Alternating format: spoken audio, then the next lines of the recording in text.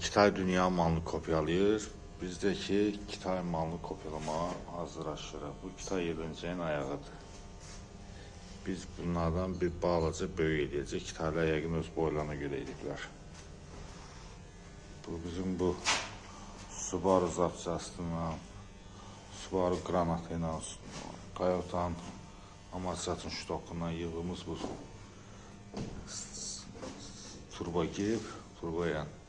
Yine bir əlavə funksiya atırdıq. Bu beləcə gəlir, bu qol. Burada bu qəlib var.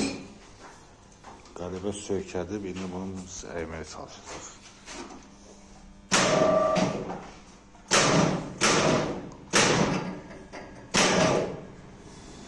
Oturdu yerdə.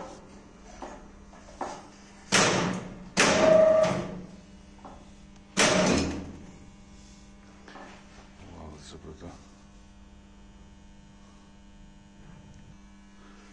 Biz böyle bir Brooklyn körpüsünə oxşar qəlib yığmışıq.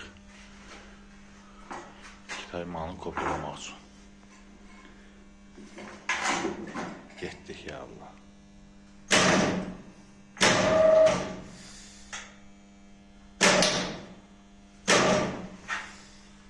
Şu hazırdır. Bu stanokun başqa videolar çoxdur. Si radius əyməyə, böyük radiusda böyük yoğun torbalar əyməyə. Bu əlavə bir funksiyaydı, artırdıq. Yəni qaytaraq da var.